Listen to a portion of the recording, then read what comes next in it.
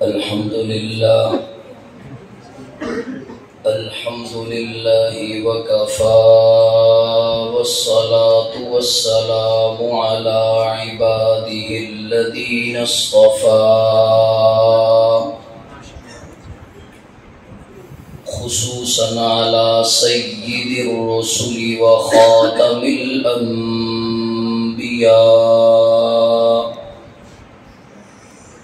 أما بعد فأعوذ بالله من الشيطان الرجيم بسم الله الرحمن الرحيم فإن لم تفعلوا ولن تفعلوا قال النبي صلى الله عليه وسلم إن الله يرفع بهذا الكتاب أقواما ويضع به آخرين صدق الله وصدق رسوله النبي الأمي الكريم ونحن على ذلك لمن الشاهدين والشاكرين والحمد لله رب العالمين۔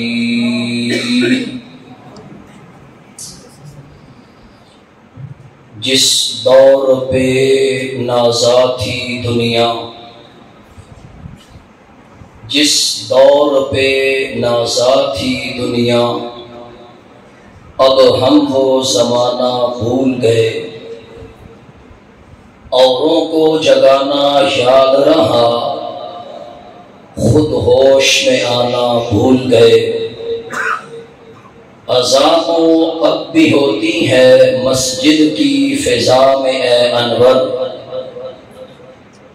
اذان تو اب بھی ہوتی ہے مسجد کی فضا میں اے انور، جس ضرب سے دل لگانا تھا وہ ضرب لگانا بھول گئے۔ سامعین ذی وقار، حضرات علماء کرام، بزرگان دین، میں یہاں آپ کے سامنے محترم جناب بھائی سفیر صاحب کی پرخلوص دعوت پر حاضر ہوا ہوں۔ یہاں پر حضرت قاری مصباح الاسلام صاحب رحمہ اللہ کے فرزند ارجمند حضرت مولانا حسنین معاویہ صاحب نے قرآن حکیم سنایا، آپ حضرات نے سنا، اللہ تعالیٰ ان کا سنانا اور آپ کا سننا اپنی برگاہ میں قبول فرمائے۔ مجھ بندہ ناچیز کو حق اور سچ کہنے کی اور آپ حضرات کو سن کر اس پر عمل پیرا ہونے کی توفیق عنایت فرمائے۔ تلاوتیں بھی ہوئی، نعتیہ کلام بھی پیش کیے گئے۔ مجھے خوشی ہے کہ آپ حضرات نے محنت کر کے اس مختصر سے چمن کو سجایا۔ بظاہر دیکھنے میں یہ چھوٹی سی محفل ہے، لوگ باہر سے آتے ہیں، وہ یہ اعتراض بھی کرتے ہیں ختم قرآن کے موقعوں پر لوگ اتنے نہیں ہوتے، دیگر جلسوں اور جلوسوں میں بڑی عوام نظر آتی ہے۔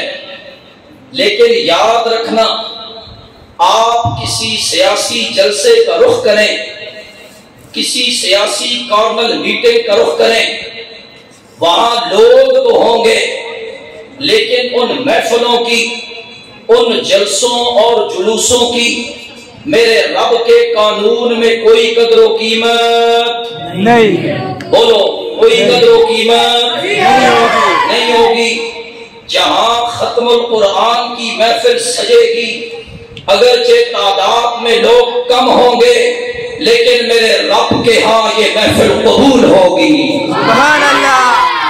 اس محفل کے قبول ہونے میں کوئی شک نہیں، یہ محفل قبول ہونی ہے۔ لوگ تھوڑے ہوتے ہیں، اس کے باوجود ایک اور بات آپ سے کروں، میرے نبی کا فرمان ہے ان موقعوں پر دعائیں قبول ہوا کرتی ہیں، یہ دعاؤں کی قبولیت کا وقت ہے، جس کے دل میں جو جو دعا ہے وہ مانگ لے دل میں، اللہ اس کی دعا کو ضرور قبول کرے گا انشاءاللہ۔ تو اس محفل کا عنوان کیا ہے جی؟ عصمت قرآن۔ کیا عنوان ہے؟ عصمت قرآن۔ یہ جو لفظ میں نے بھی بول دیا، ختم القرآن، قرآن کبھی ختم نہیں ہوتا۔ قاری صاحب یہاں سنا رہے تھے، آپ نے دیکھا ہوگا انہوں نے جیسے ہی کہا ہوگا من الجنتی والناس، اگلی رکعت میں پھر سے الف لام میم شروع کر دیا ہوگا۔ اللہ رب العالمین کا یہ کلام اتنا جامع کلام ہے کہ یہ میرے نبی کے معجزات میں سے ایک معجزہ ہے۔ اللہ نے میرے نبی کو بے شمار معجزات عطا کیے۔ میرے نبی نے انگلیوں سے اشارہ کیا، چاند دو ٹکڑے ہو کے میرے نبی کے ہاتھوں میں آ گیا۔ اسی طرح میرے نبی وادی میں آئے تو جانور میرے نبی سے ہم کلام ہونے لگے، میرے نبی سے پتھر سلام کرنے لگے، آسمانی بادل میرے نبی پہ سایہ کرنے لگے، میرے نبی غار سور میں پہنچے، صدیق اکبر کی جھولی میں آپ کا سر ہے، ابو بکر کی ایڑی پہ سانپ نے ڈنگ مارا۔ سارے یہ بیان کرتے ہیں، میں اسے خطیبانہ رنگ میں بیان کرنا چاہتا ہوں۔ میں نے اسے کیسے سمجھا؟ یہ جو سانپ کا واقعہ ہے، علماء کی موجودگی میں یہ بات کرنے جا رہا ہوں، یہ واقعہ حدیث میں نہیں ہے، یہ واقعہ تاریخ میں ہے۔ اس کو ادھر سے سمجھو ادھر سے سمجھو، مطلب وہ ایک ہی ہوگا۔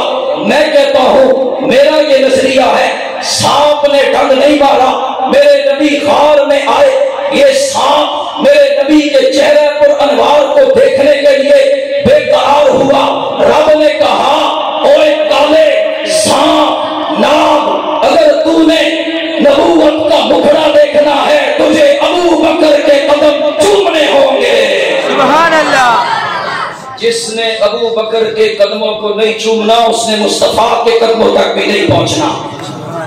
میں آج کے سانپ سے بھی کہنا چاہتا ہوں، میں آج کے کالے سے بھی کہنا چاہتا ہوں، اگر تجھے بھی اہل بیت سے محبت کا دعویٰ کرنا ہے، خود کو آل رسول کہتا ہے، جب تک ابو بکر کے جوتوں کو نہیں اٹھائے گا ہم تجھے تسلیم نہیں کریں گے۔ ہم نے تجھے کیا تسلیم کرنا ہے؟ نہیں کرنا۔ میرے رب کا قرآن 30 پاروں والا تجھے تسلیم نہیں کرے گا۔ تو میں یہ عرض کر رہا ہوں، قرآن بھی میرے نبی کے معجزات میں سے ایک معجزہ ہے۔ آپ ذرا اندازہ لگائیے، ایک ایسا آدمی ہو جس نے کسی سے پڑھنا لکھنا سیکھا نہ ہو، جو کسی مکتب میں نہ گیا ہو، کسی مدرسے میں نہ گیا ہو، اس نے سکول کا منہ تک نہ دیکھا ہو، وہ شاعر نہ ہو، اس کو اپنا نام نہ پتا ہو، اس نے تقریر نہ کی ہو، لیکن 40 سال کا عرصہ گزر جانے کے بعد میرا رب اس کی زبان مقدس سے وہ کتاب باہر نکالنے لگتا ہے، جو کتاب عرب کے شاعروں کو، عرب کے ادیبوں کو، عرب کے چودھریوں کو چیلنج کرتے ہوئے کہتی ہے فَأْتُوا بِسُورَةٍ مِّن مِّثْلِهِ۔ تم کہتے ہو محمد خود بنا کر لاتا ہے، محمد خود سے گھڑ کے دیتا ہے، تم تو پڑھے ہوئے ہو، تم تو شاعر ہو، تم تو چودھری ہو، تم تو ادیب ہو، اس جیسی صورت لا کر دکھاؤ۔ یہی چیلنج میرے رب نے سورہ ہود میں کیا، یہی چیلنج میرے رب نے سورہ یونس میں کیا، کہا اس جیسی کتاب لا کر دکھاؤ، نہ لا سکے، اس جیسی صورت لا کر دکھاؤ، نہ لا سکے، بات ایک آیت پہ آ گئی، نہ لا سکے، فیصلہ ہو گیا۔ میرے رب کا قرآن کل بھی برحق تھا، میرے رب کا قرآن آج بھی برحق ہے، میرے رب کا قرآن آئندہ بھی برحق رہے گا انشاءاللہ۔ اللہ اکبر۔ اس کے برحق ہونے میں کوئی شک نہیں ہے۔ جس نے اس کی عظمت کو نہیں سمجھنا وہ نہ سمجھے، اس نے اپنا ایمان خراب کرنا ہے۔ مجھ سے پہلے میں یہاں آیا تو حضرت علامہ خالد محمود صاحب نے کچھ گفتگو کی۔ علامہ خالد محمود صاحب یہ کوئی عام لوگوں میں سے نہیں ہے۔ آپ کی توجہ، علامہ خالد محمود صاحب حضرت علامہ حیدری شہید رحمہ اللہ کے شاگردوں میں سے ہیں. علامہ علی شیر حیدری شہید رحمہ اللہ کے شاگردوں میں سے ہیں. وہ فرما رہے تھے کہ کچھ لوگ کہتے ہیں اصلی قرآن ملا ہے، برٹش میں تصدیق کے لیے گیا ہے. میں اعلان کرتا ہوں قرآن کو کسی تصدیق کی ضرورت نہیں، بلکہ قرآن تو اپنے آنے سے پہلے والی کتابیں تورات، زبور، انجیل، قرآن ان کے بارے میں کہتا ہے مصدق لما معہم. آج مجھے اور آپ کو اگر پتہ چلا ہے، آپ سب کو علم ہے تورات اللہ کا کلام ہے، ہمیں پتہ کس سے چلا؟ قرآن سے. آج مجھے اور آپ کو پتہ چلا انجیل بھی اللہ کی کتاب ہے، ہمیں بتایا کس نے؟ قرآن نے. آج مجھے اور آپ کو پتہ چلا زبور اللہ کا کلام ہے، اللہ کی کتاب ہے، 3 انبیاء پر اتری، بتایا کس نے؟ بتایا کس نے؟ اگر ہم قرآن نہ پڑھتے تو ہمیں پتہ چلتا کہ تورات بھی اللہ کی کتاب ہے، انجیل بھی اللہ کی کتاب ہے، زبور بھی اللہ کی کتاب ہے، ان انبیاء پر اتری ہے. تو جب یہ چیلنج کیا گیا نا، یہ چیلنج کیا میرے رب نے، میرے رب کا یہ چیلنج دنیا کفر کے سروں پر تلوار بن کے لٹک رہا ہے اور قیامت کی صبح تک لٹکتا رہے گا انشاءاللہ. اصل جو چیلنج میرے رب نے کیا وہ کیا تھا؟ توجہ. اللہ نے کہا فَإِن لَمْ تَفْعَلُوا، اس کا لفظی معنی ہے، علماء موجود ہیں، فَإِن لَمْ تَفْعَلُوا، اور اگر تم ایسا نہ کر سکو، وَلَمْ تَفْعَلُوا، اور قیامت کی صبح تک ایسا کر سکو گے نہیں. میرے رب نے پہلے چیلنج دیا، خود ہی اس کا جواب دے دیا کہ تم سے یہ کام ہو سکتا نہیں ہے. آج میں اور آپ ایک دوسرے کو چیلنج کرتے ہیں، فیس بک پہ تقریریں آتی ہیں، چیلنج کیے جاتے ہیں، فلاں کا تو عقیدہ ٹھیک نہیں، فلاں کے پیچھے نماز نہیں ہوتی، ہم مناظرہ کرنا چاہتے ہیں. خدا کا خوف کرو، کیا دین کی خدمت یہی رہ گئی ہے؟ فلاں کا عقیدہ ٹھیک نہیں، فلاں کا نظریہ ٹھیک نہیں. ہر ایک کو فخر ہوتا ہے اپنے اوپر. کوئی کہتا ہے میرا دادا حلوائی تھا، کوئی کہتا ہے میرا دادا کسائی تھا. مجھے فخر ہے کہ میرا دادا ایک عالم دین تھا. حضرت مولانا حبیب الرحمان نقشبندی امرتسری رحمہ اللہ تعالی علیہ، علماء کی موجودگی میں بات کرنے لگا ہوں، آپ سب بھی سنیں. ہمارے دادا جان مولانا حبیب الرحمان نقشبندی نے قرآن حفظ کیا تھا دارالعلوم دیوبند سے، اور اس کے بعد اپنے والد گرامی قدر حضرت مولانا مفتی عبد الرحمان ہزاروی تنعام سے ہجرت کر کے آئے، امرتسری تھے. ان کے پاس جامعہ رحمانیہ میں امرتسر کے اندر درس نظامی کا کورس کیا. مجھے فخر ہے میرے دادا عالم تھے، میرے پردادا مفتی تھے. اس لیے بات کرنے سے پہلے بندے کو تحقیق کرنی چاہیے. پڑھا لکھا آدمی جب غیر ذمہ داری کی باتیں کرتا ہے، لوگ اس پہ کیا کرتے ہیں؟ پڑھے لکھے میں لوگ اعتماد کرتے ہیں. وہ باتیں غیر ذمہ داری بھی کر رہا ہو، لوگ اس کی باتوں کو پھر بھی لے لیتے ہیں، کہتے ہیں یہ ٹھیک کہہ رہا ہے، یہ عالم ہے، یہ مفتی صاحب ہیں، یہ تو ٹھیک کہہ رہے ہیں، ان کی بات سے ہمیں کوئی انکار نہیں ہے. لیکن مفتی صاحب کو یہ بھی پتا نہ ہو فتویٰ لگانے کے اصول کیا ہیں، فتاویٰ پڑھا ہی نہ ہو، خود کو مفتی لکھ کر کہے میں فلاں پہ فتویٰ لگا رہا ہوں، فلاں کا عقیدہ ٹھیک نہیں، فلاں کا نظریہ ٹھیک نہیں، تم اس بات کے چاچے لگتے ہو. میرے دادا دارالعلوم دیوبند سے فاضل تھے، اور دارالعلوم دیوبند کے بانی کون تھے؟ حضرت مولانا قاسم نانوتوی رحمہ اللہ. میری نسبت حضرت نانوتوی رحمہ اللہ سے کل بھی تھی، آج بھی ہے، اور قیامت کی صبح تک رہے گی انشاءاللہ. ہم حضرت نانوتوی سے پیچھے نہیں ہیں، ہم شرارتی نہیں ہیں، ہم کسی کو چھیڑتے نہیں ہیں، ہم قرآن بیان کرنے والے ہیں. جو بندہ قرآن بیان کرے، جو بندہ حدیث بیان کرے، اس میں ایک دم سے فتویٰ، جو قصے کہانیاں کھڑے، اپنی اپنی مرضی کی باتیں سناتا رہے، لوگوں کا ٹائم ضائع کرتا رہے، وہ ٹھیک ہے. جو حق کی بات کرے اس پہ فتویٰ بازیاں. اس لیے اپنے آپ کو سدھارنا چاہیے. ہم سب کو، میرے سمیت ہم سب اپنے آپ کو سدھاریں گے انشاءاللہ. رمضان المبارک کی اب برکت گھڑیاں ہیں، ان میں ہمیں کیا کرنا چاہیے؟ تاک راتوں میں ہمیں ان کی فضیلت کو سمجھنا چاہیے. تو میں یہ عرض کر رہا تھا میرے رب نے چیلنج کیا، خود ہی پھر کہہ دیا تم سے یہ کام ہو سکتا نہیں ہے۔ اچھا جی، پھر کیا ہوا؟ عرب کے اندر بڑے بڑے شعراء تھے، بڑے بڑے شاعر تھے، انہوں نے کیا کیا؟ وہ شعر و شاعری کرتے، توجہ، شعر و شاعری کرتے، لکھ کر لگا دیتے بیت اللہ کے اندر، پھر بڑا شاعر آتا، وہ چیک کرتا یہ شعر و شاعری ہے، جس کا شعر زیادہ فٹ ہوتا، ہٹ ہو جاتا، اس کو سب سے اوپر کر دیتے۔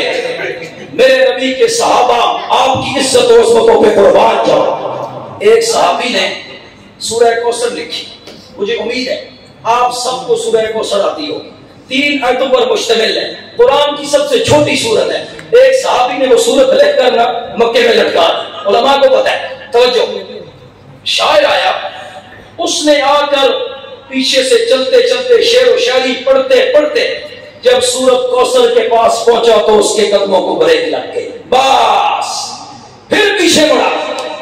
اس نے کہا یہ کیا لکھا ہوا ہے؟ پھر پیچھے سے پڑھتے پڑھتے آگے آیا، پھر سورہ کوثر نے اس کو پکڑ لیا، نہ اس سے آگے نہ آئی۔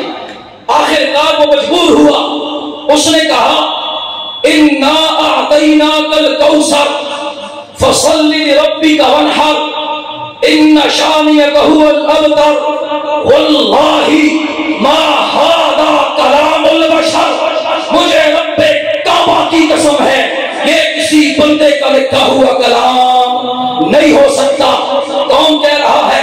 عرب کا بڑا شاعر ہے، عرب کا بڑا ادیب ہے، عرب کا بڑا چودھری ہے، وہ یہ کہہ رہا ہے، اور مجبوراً اس نے کہا یہ یقیناً کسی ایسی ذات کا کلام ہے جسے رب کہتے ہیں۔ تو قرآن کس کا کلام ہے؟ اللہ کا۔ میرے خیال سے لگتا ہے نعت خانوں نے آپ کا جوش ختم کر دیا۔ وہ بولو خدا کے بندو، میرے رب نے جو چیلنج دیا اس چیلنج کا کوئی مقابلہ کر سکا؟ نہیں کر سکا۔ قیامت کی صبح تک کوئی بھی کار نہیں سکے گا۔ آپ قرآن پڑھیں تو آپ کو اندازہ ہوگا، اللہ رب العالمین کا ایک عجیب قانون ہے، ہمیں اسے ماننا ہوگا۔ اللہ تعالیٰ قرآن کے اندر جیسے ہی جہنم کا ذکر کرتے ہیں، ساتھ ہی اگلی آیت میں جنت کا ذکر کرتے ہیں۔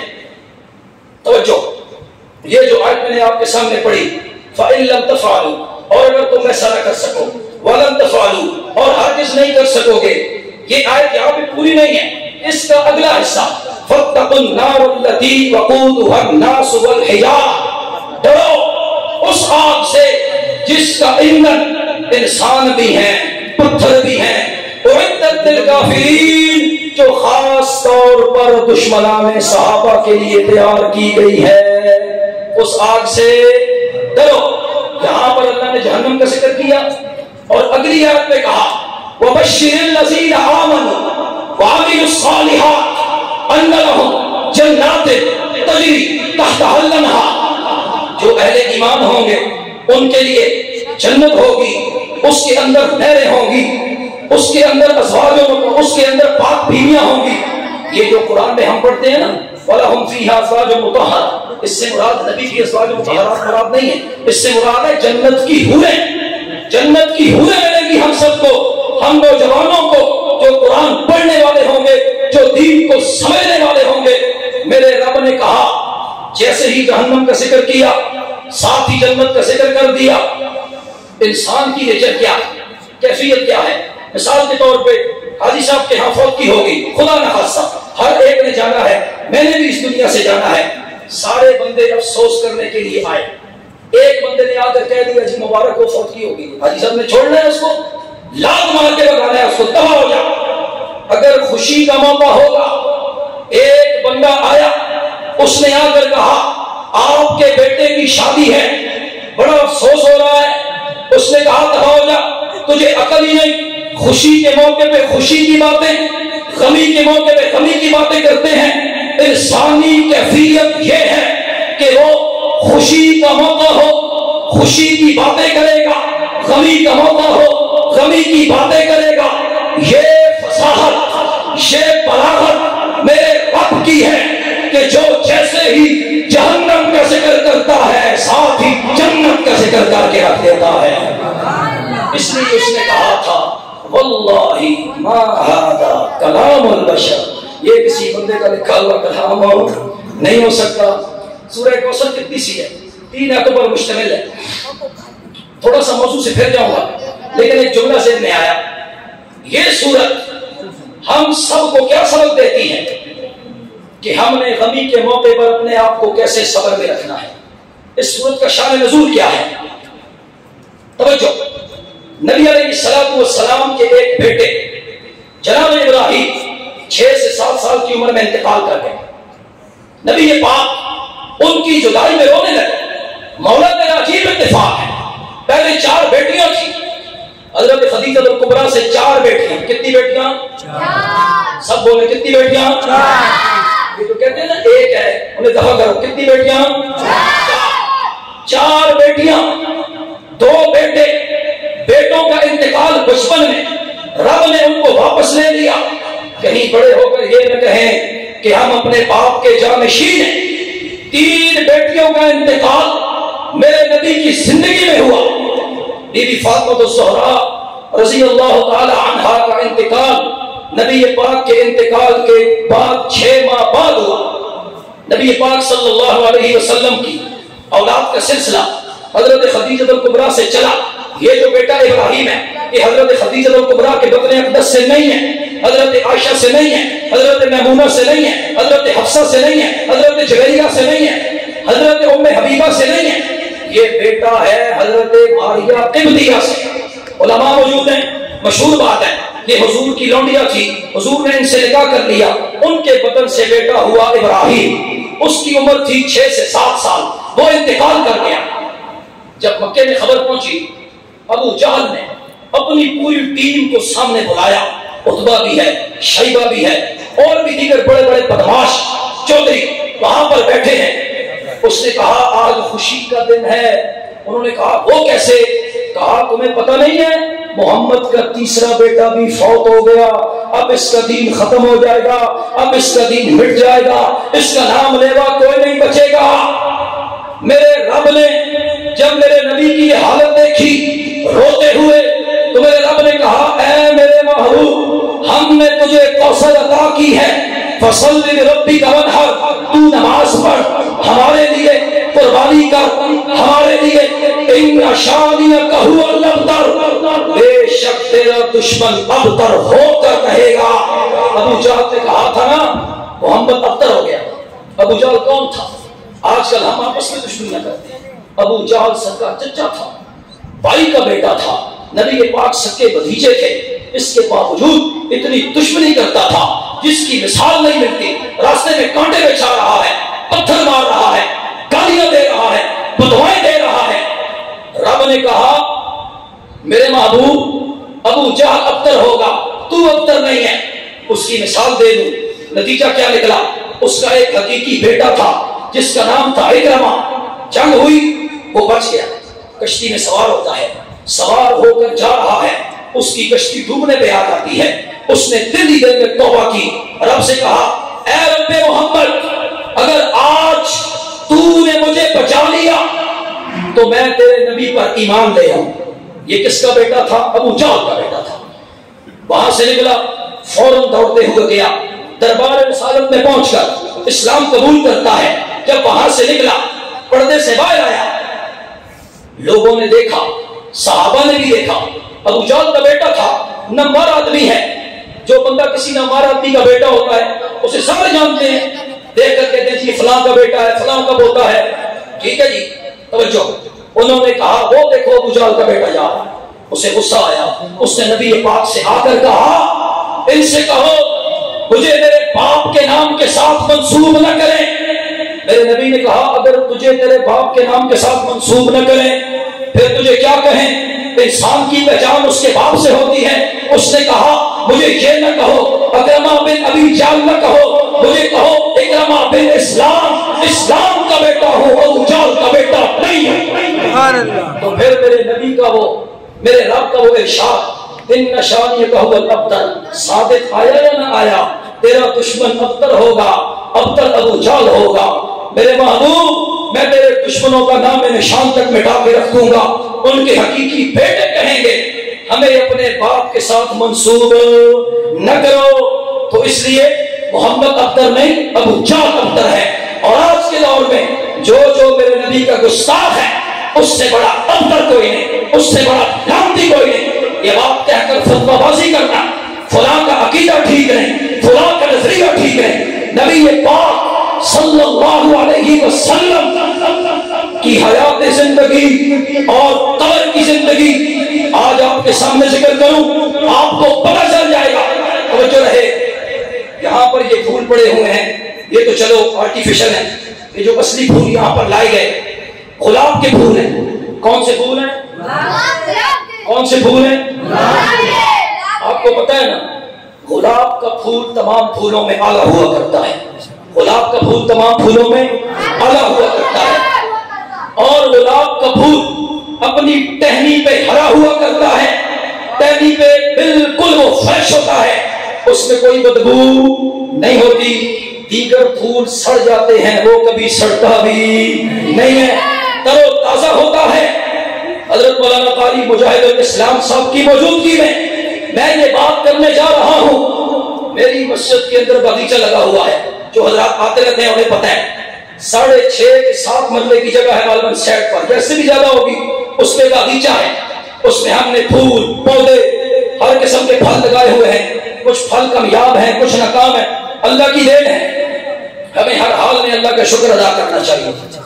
حضرت میرے پاس تشریف لائیں، یہ آ کر کے کہیں، اگر آئیں تو کہیں، ویسے آتے رہتے ہیں، ان سے رابطہ رہتا ہے، آئیں تو کہیں قاری صاحب آپ کی مسجد کے باغیچے میں گلاب کا پھول ہے، توڑنا ہے۔ میں نے کہا حضرت تشریف لائیں، توڑیے۔ اس کو توڑنے کی وجہ انہوں نے کہا تمہیں نہیں پتا یہ اپنی ٹہنی پہ تر و تازہ ہوتا ہے۔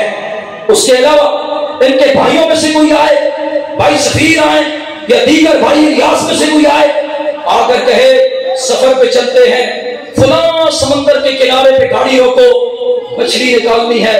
میں نے کہا مچھلی تو باہر بازار سے بھی مل جاتی ہے۔ انہوں نے کہا نہیں، مچھلی کا وجود سمندر میں تر و تازہ ہوتا ہے، تو پھر مجھے کہنے کا حق حاصل ہے۔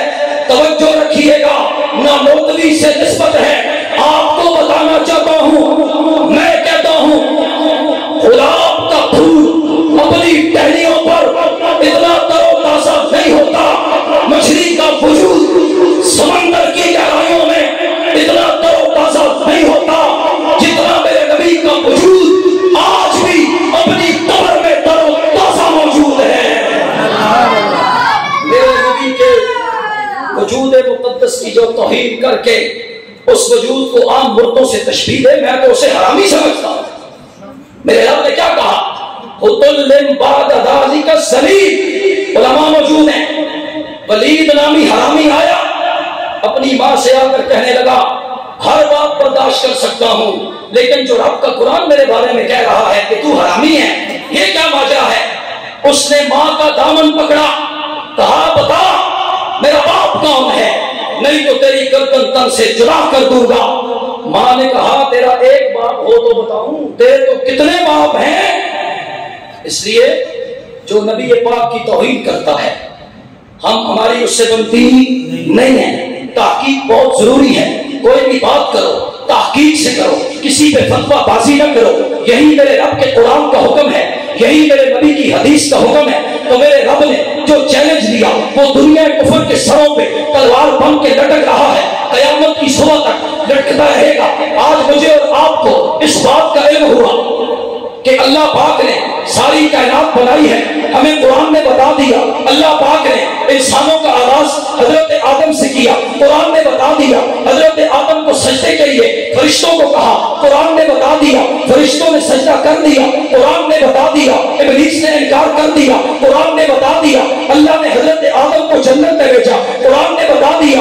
درخت کا پھل کھانے سے روکا، قرآن نے بتا دیا، پھر بھی کھا گئے، قرآن نے بتا دیا۔ اللہ نے جنت سے نکالا، دنیا میں بھیجا، نسل انسانی کا آغاز کر دیا۔ حابیل اور قابیل نے ایک دوسرے کو قتل کر دیا، قرآن نے بتا دیا۔ حضرت نوح سے انسانی کا آغاز کیا، قرآن نے بتا دیا۔ 4 بیٹوں میں سے ایک بیٹا کافر، 3 بیٹے مسلمان، قرآن نے بتا دیا۔ بیوی مشرکہ، قرآن نے بتا دیا۔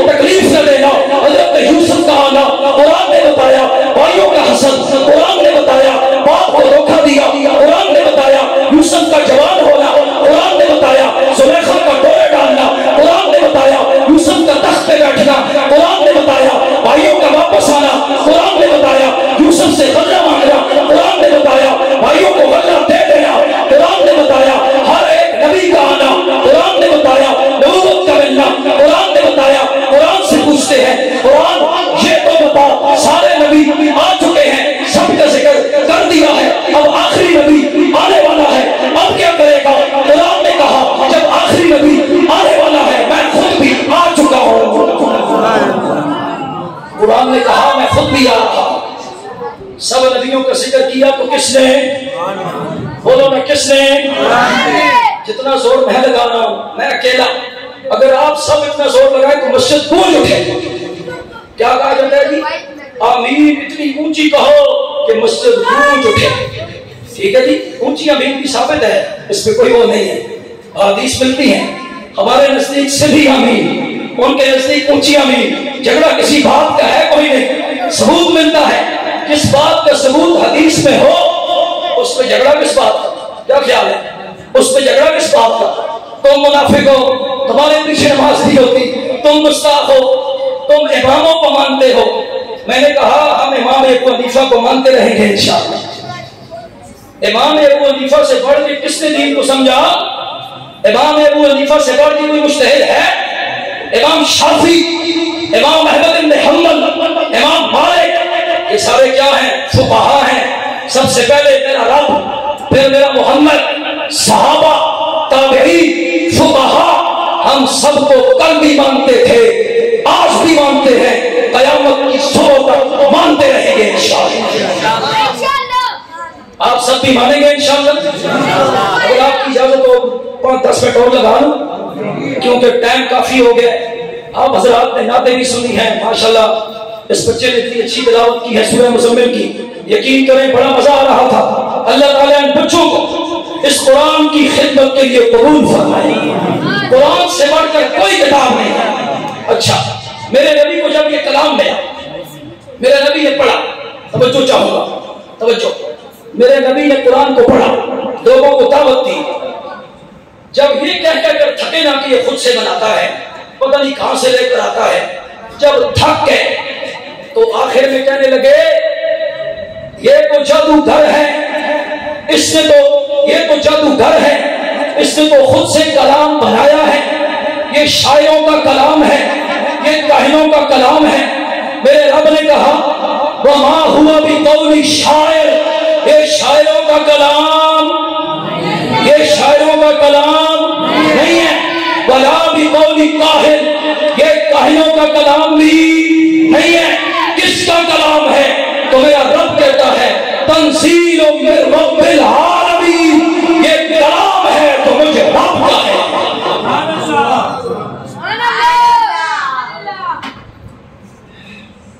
بڑی مہربانی آپ کی، حاجی صاحب نے پانی پلایا، اللہ کو جزائے خیر عطا فرمائے۔ توجہ، آپ کی توجہ رہے گی تو میری بیٹری بھی اور اوپر بڑھ جائے گی انشاءاللہ، توجہ رکھیں، جزاک اللہ۔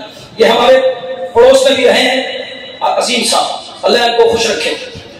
آپ سب مجھے جانتے ہیں، میں کوئی باہر سے نہیں آیا، توجہ رہے آپ کی۔ کیا کہا گیا جی؟ یہ کلام کس کا ہے؟ رب کا ہے، اس کو رب نے اتارا ہے، اس میں کوئی کسی قسم کا شک نہیں ہو سکتا۔ علماء موجود ہیں، میں یہ بات کرنے جا رہا ہوں، کوئی بھی کتاب لکھی جاتی ہے، کوئی بھی کتاب لکھی جاتی ہے، اس کے شروع میں یا اس کے آخر میں مصنف اپنا نمبر لکھتا ہے اور کہتا ہے اس میں کوئی غلطی ہوئی ہو مجھ سے رابطہ کرو، میں اگلے چھاپوں کو درست کروں گا، اس میں آئندہ غلطی نہیں ہوگی۔ ساری کتابوں میں غلطی ہو سکتی ہے، یہ میرے رب کا قرآن ہے، تم اسے کھولو گے سب سے پہلے کہے گا لا ریب فیہ، اس میں شک کی گنجائش نہیں ہے، اس میں شک ہو سکتا نہیں۔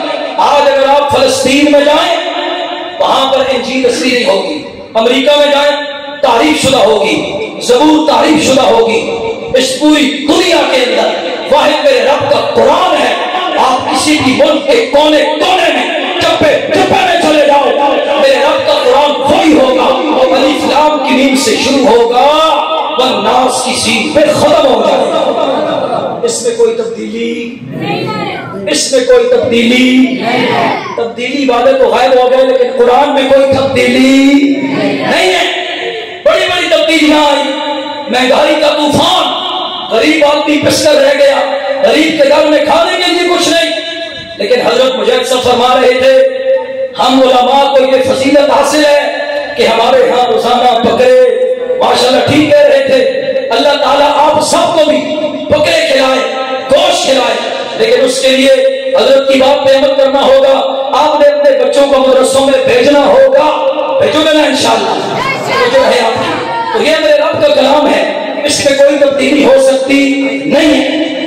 میں اپنی تقریر کو آخری لفظوں میں لے کے جا رہا ہوں، وقت کافی ہو چکا ہے، رات کا ٹائم ہے، آپ نے جانا ہے، آرام کرنا ہے۔ مجھے احساس ہے میں ان روایتی خطیبوں میں سے نہیں ہوں 6 گھنٹے لگا رہا ہوں، اب مجھے تو مزہ آتا رہے گا۔ آپ میں سے ایسے بھی ہوں گے جنہوں نے صبح جا کر دہاڑی بھی لگانی ہوگی، جنہوں نے صبح جا کے اپنی محنت بھی کرنی ہوگی، جنہوں نے اپنی ڈیوٹیوں پہ جانا ہوگا، بچوں کے پیٹ کی فکر کرنی ہوگی، تو مجھے کیا ضرورت ہے کہ میں 3 گھنٹے لگا رہا ہوں؟ توجہ رہے آپ کی۔ میرے رب نے کہا، یہ شاعروں کا کلام نہیں، نبی پاک صلی اللہ علیہ وسلم کو شاعر کہا گیا۔ آج اگر آپ میں سے کوئی کسی کو شاعر کہے، اگر وہ شاعر نہ بھی ہو تو وہ خوش ہوگا، اس نے مجھے شاعر کہہ دیا، مجھے خوشی ہو رہی ہے۔ لیکن اگر یہاں علماء بیٹھے ہیں، ان میں سے کوئی اٹھ کر یہاں سے باہر نکلے یا میں یہاں سے باہر نکلوں، مجھے کوئی باہر آواز دے کر کہے مولوی صاحب جتنی بھی تقریر کی تھی یہ سارا کوڑ ہے، مجھ سے برداشت ہوگی؟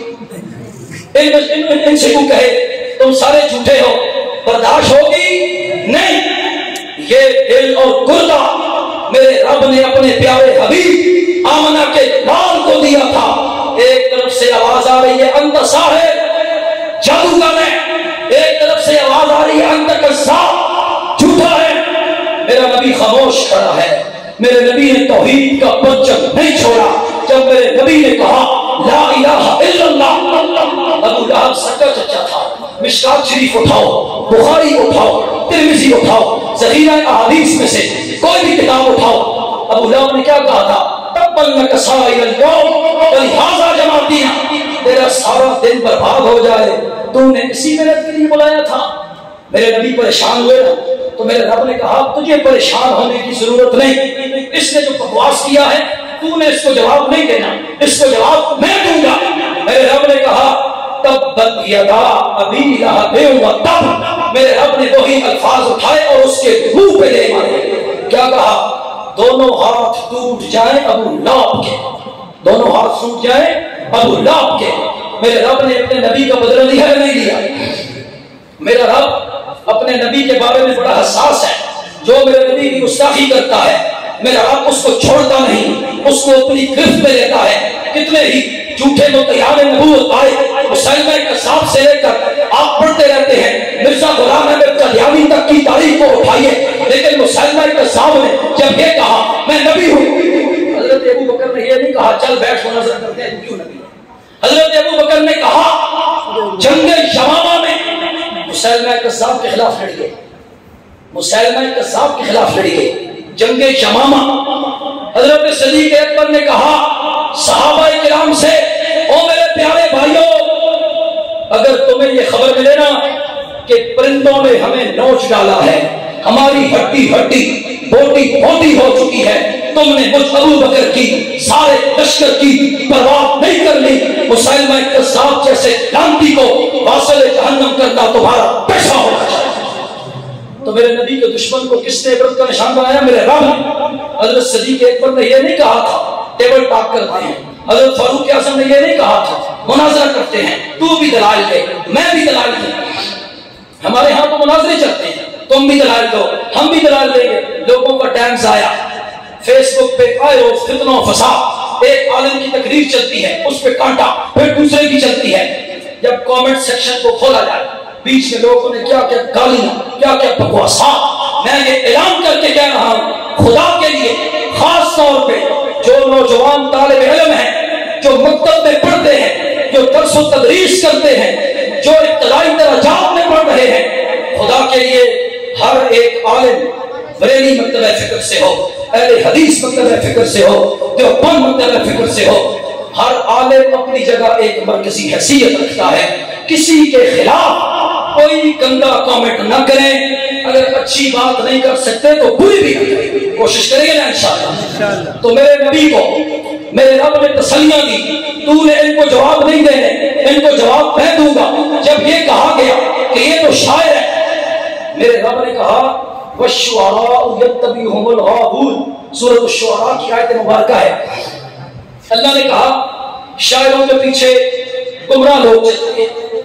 کوئی ناراض نہ ہو تو ایک بات کرنے جا رہا ہوں، شعر و شاعری کرنے والے، میری کسی سے کوئی ذاتی دشمنی نہیں، شعر و شاعری کرنے والے اپنے کلام میں مبالغہ آرائیاں کرتے ہیں، جو کہتے ہیں وہ کرتے نہیں، جو کہتے ہیں وہ کرتے نہیں. میرا نبی وہ ہے کہتا کم ہے کر کے زیادہ دکھا دیا کرتا ہے. کس طرح امت پہ 5 نمازیں فرض ہیں، میرا نبی 6 نمازیں پڑھتا ہے، تہجد کی بھی پڑھتا ہے. ہم سے تہجد پڑھی جاتی ہے، پڑھی جاتی ہے، رمضان میں تو کم از کم پڑھنی چاہیے. کیا خیال ہے؟ سحری کھانے کی نیت سے اٹھو، تہجد کی نماز پڑھ، 2 رکعتیں پڑھ، ثواب ملے گا.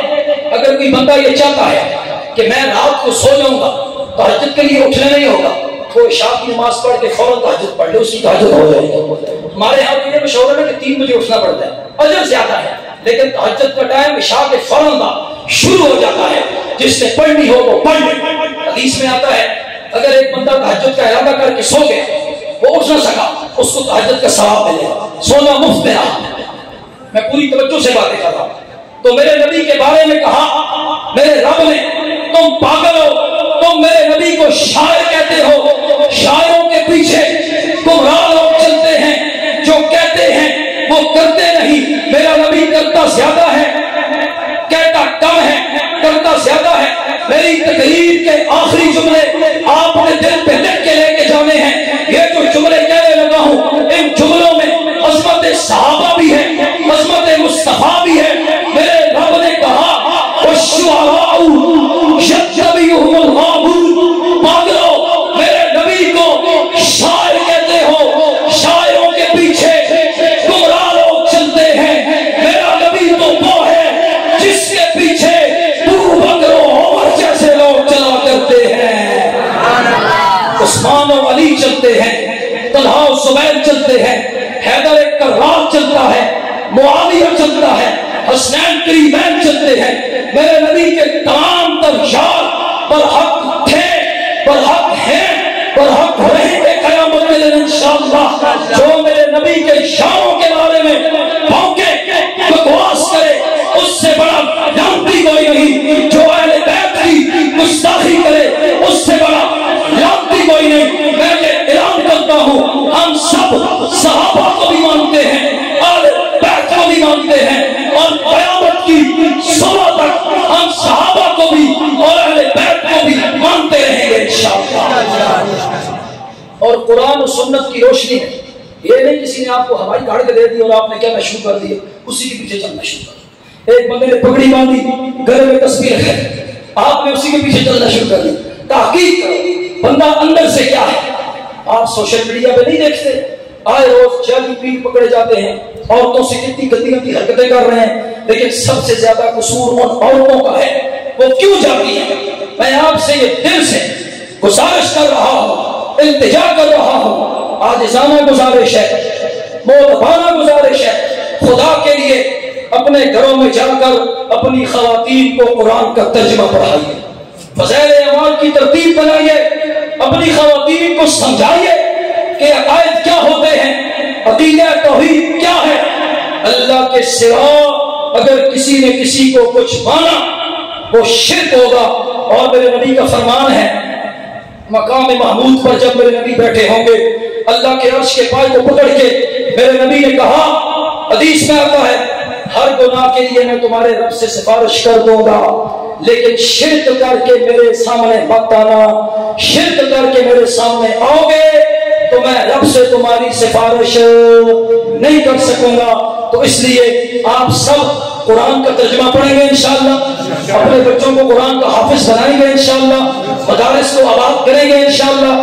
حضرت قاری مصباح الاسلام صاحب رحمہ اللہ، اللہ تعالیٰ ان کی مغفرت کرے، آج ان کی بڑی یاد آئی ہے ان کے بیٹوں کے سامنے میں نے یہ باتیں کی ہیں، انہوں نے مجھے عزت بخشی۔ میں بھائی سفیر صاحب کا، بھائی ریاض صاحب کا اور ان قاری مجاہد اسلام صاحب کا، آپ سب کا دل کی گہرائیوں سے مشکور و ممنون ہوں کہ آپ نے مجھے یہاں بلایا، مجھے عزت بخشی۔ اللہ تعالیٰ آپ سب کو جزائے خیر عطا فرمائے۔ جو کہا سنا گیا اللہ تعالیٰ کہنے اور سننے سے زیادہ عمل کرنے کی توفیق عطا فرمائے۔ وما علینا الا البلاغ المبین۔